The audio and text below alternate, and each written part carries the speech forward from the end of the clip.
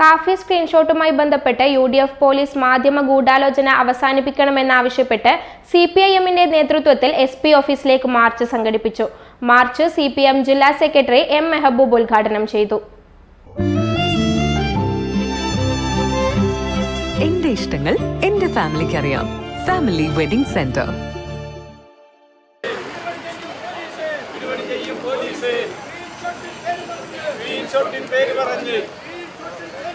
സ്ക്രീൻഷോട്ടിൻ പേര് പറഞ്ഞ് കബളിപ്പിക്കാൻ നോക്കണ്ട.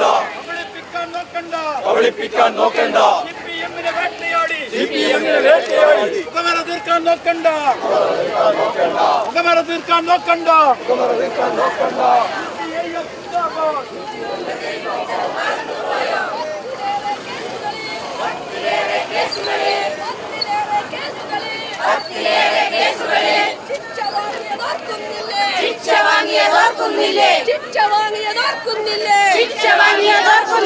എല്ലാം ലീഗിൻ നേതാക്കൾ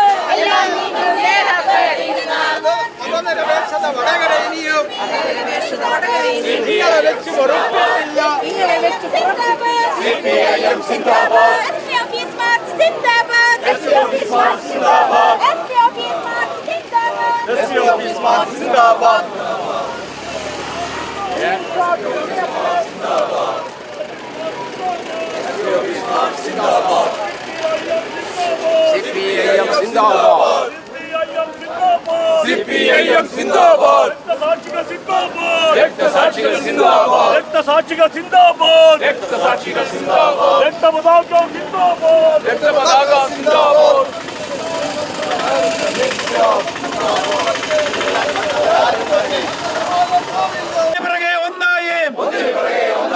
കള്ളക്കേസിൽ വേട്ടയാടാൻ UDF-ന് വിടുപടി ചെയ്യും. വടകരയിലെ പോലീസ് വെറുതെവിടെല്ലാം നോർത്തോളൂ. CPIM സിന്ദാബാദ്.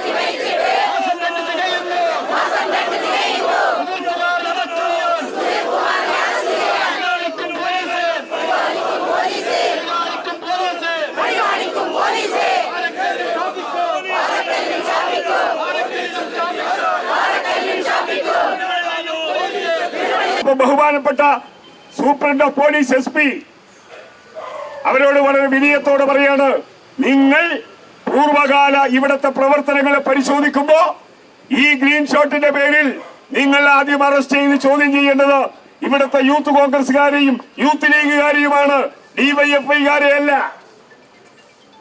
നിങ്ങളുടെ മുമ്പിലുണ്ട് ഒരു DYFI-കാരനും ഇത്തരത്തിലുള്ള ഒരു പ്രചരണവും നടത്തിയിട്ടില്ല. നടത്തിയ അനുഭവം ഈ കേരളത്തിൽ ഉണ്ടായിട്ടില്ല.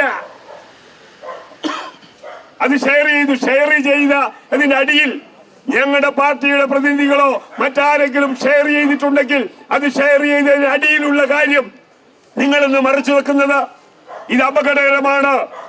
ഇത് പ്രചരിപ്പിക്കരുത് എന്ന് അടിക്കുറിപ്പിട്ടിട്ടുണ്ട്.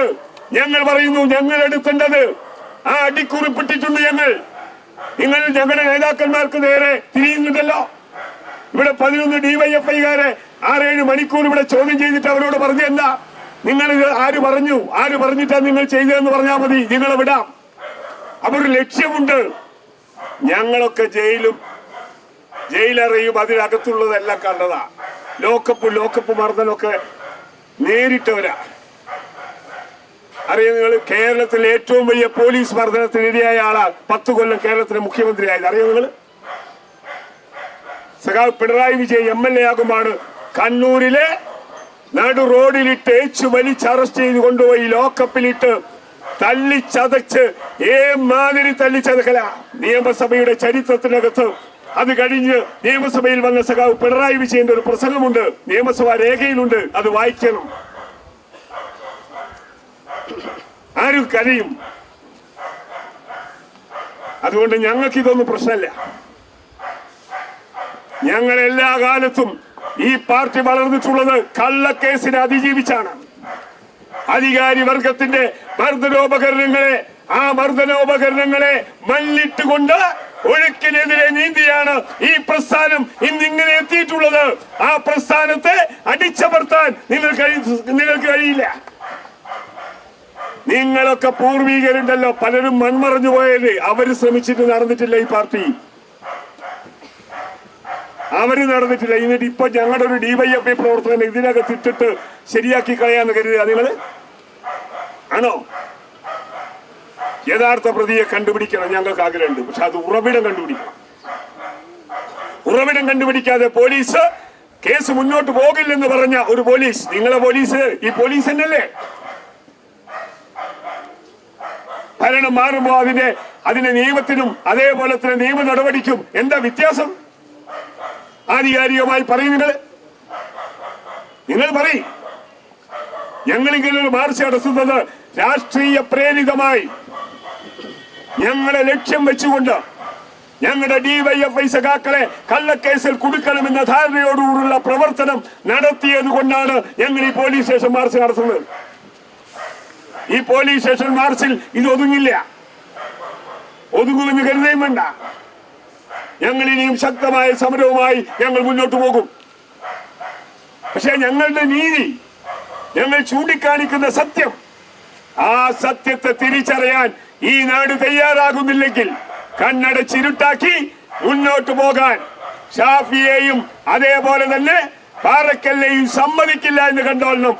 ഇവർ പുറത്തിറങ്ങണ്ടെന്ന് ഞങ്ങൾ തീരുമാനിച്ചാൽ ഇവർ പുറത്തിറങ്ങില്ല എന്നാണ് ഞങ്ങൾക്ക് പറയാനുള്ളത്. അതെല്ലാം ഇവിടെ കണ്ടതാ. മന്ത്രിമാരെ തടയൽ സമരം നടത്തിയ പ്രസ്ഥാനമാണ് DYFI പ്രസ്ഥാനം. അന്ന് മന്ത്രിമാർ ഈ പോലീസിൽ നിന്ന് വെച്ച് പുറത്തിറങ്ങിയിട്ടില്ല.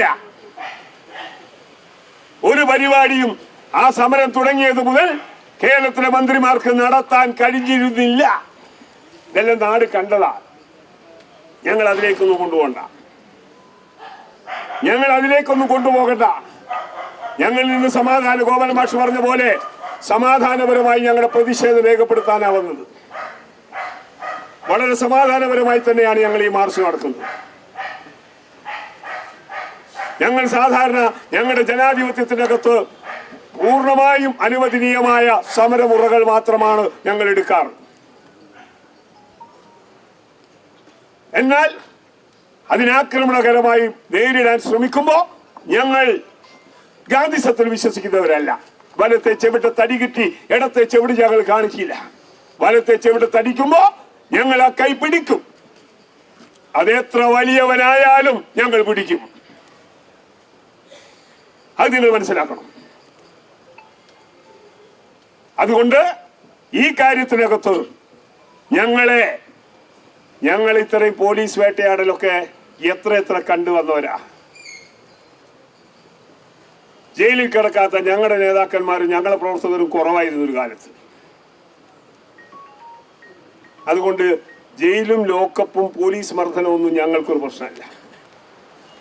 പക്ഷേ അകാരണമായി അതെല്ലാം നടത്തിയവരെ ഞങ്ങൾ നേരിട്ടിട്ടുണ്ട്. ഇവിടെ ചില പോലീസുകാർക്കുണ്ട് ഇപ്പം എന്താ ആവേശം. വിടുപണി ചെയ്യല്, ഇങ്ങനെ വിടുപണി ചെയ്യാൻ മനക്കിടണം.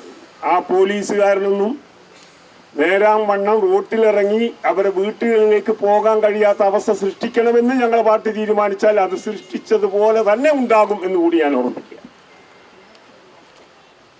നേർക്ക് നേരെ ന്യായമായി കാര്യങ്ങൾ കൈകാര്യം ചെയ്യാം. അല്ല, ഇന്ന് നല്ല സന്തോഷത്തിലാണല്ലോ. അതെ, സന്തോഷത്തിലാണ്. കാരണം ഞാനിപ്പോ പാചകം ചെയ്യുന്നതേ മയൂരം വെളിച്ചെണ്ണ ഉപയോഗിച്ചാണ്. പുതിയ മയൂരം കോക്കനട്ട് ഓയിൽ, കലർപ്പില്ലാത്ത ശുദ്ധമായ വെളിച്ചെണ്ണ. കർഷകരിൽ നിന്ന് നേരിട്ട് ശേഖരിക്കുന്ന നാളികേരം സൾഫറും പുകയും ഏൽക്കാതെ ഉണക്കിയെടുത്ത കൊപ്രയിൽ നിന്നും സംസ്കരിച്ചെടുക്കുന്ന 100% ശുദ്ധമായ വെളിച്ചെണ്ണ. ഇത്രയും നല്ല വെളിച്ചെണ്ണ ഇപ്പോൾ നിങ്ങൾക്ക് വിപണിയിൽ ലഭിക്കുകയില്ല. മയൂരം വെളിച്ചെണ്ണ, ഒരു ഏറെമല സർവീസ് സഹകരണ ബാങ്ക് സംരംഭം.